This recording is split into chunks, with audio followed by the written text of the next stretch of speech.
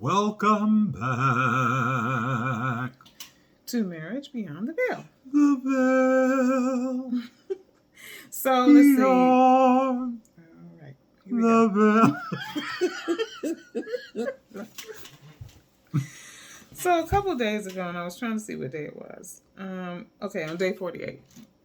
That would be a couple of days ago. Yes. Seeming how today is day 50. Yes, thank you. Fred had a question. What it I think was our brand, and Mark Johnson, who Yes. A dear childhood friend. responded that I guess their brand is integrity. And so since today is day 50, that means it's time for another jewel. So we thought jewel number 5 should be just that. Integrity. Yeah. So Webster defines integrity as the quality, it's a noun, the quality of being honest and having strong moral principles, moral uprightness. Wow. That's a tall order. It is. You should have that in your marriage. It's a lot to have, isn't it? But now say that again. Webster? Webster says the quality of being honest and having strong moral principles, moral uprightness. Well, and when you're speaking about principles, strong principles at that, how do you determine whether you're in sync with someone else? Because there are certain things about your integrity, those principles that you live by, that you govern yourself by, that you would definitely want to be in sync with the person that you're in a love relationship with. Right.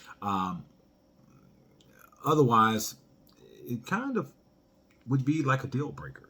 Yeah. You know? I mean, the things that you value should be in sync. Not to say that everything will be the same, but there should be some continuity in how you come together and the things that you value one with another. Does that make sense? Oh, yeah, it does. And, okay, so 2 things. So I'm watching The Golden Bachelor. I've never watched The Bachelor before. But on the first day when they were arriving, one of the ladies, her stress release was to yell in obscenity really loud. And that was sort of surprising to me.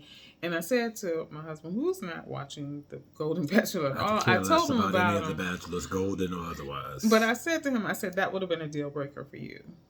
Yeah, I the profanity and stuff like that, the potty mouth, not my thing. Yeah. And so when we first got married, you didn't have a potty mouth. No, I didn't, but occasionally a word would come out. Do you remember charging me a quarter?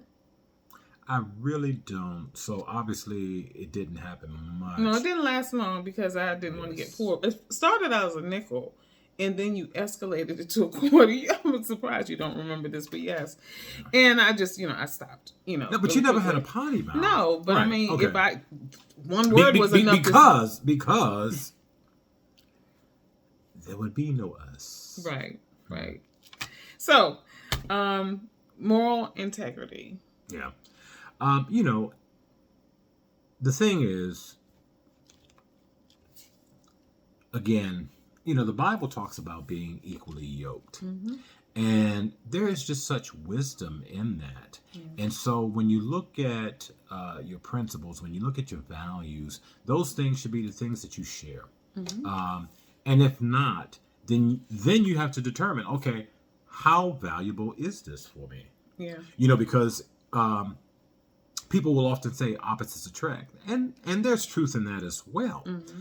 But when you're talking about being incongruent with how you really approach situations and the things that you value, it would be very challenging if you weren't on the same page, I believe. I agree 100%. And I think, when it comes to moral integrity, it's a lot. I mean, but it really does get down to just who you are naturally. I was going to say, and being consistently who you are. Yeah. So kudos to you, Mark and Robin, for your brand of integrity. Yes, it's a great brand. And, you guys are super stylish. Y'all be rocking the clothes, too. It's part of y'all moral integrity, too. Y'all always got to look good when y'all go out.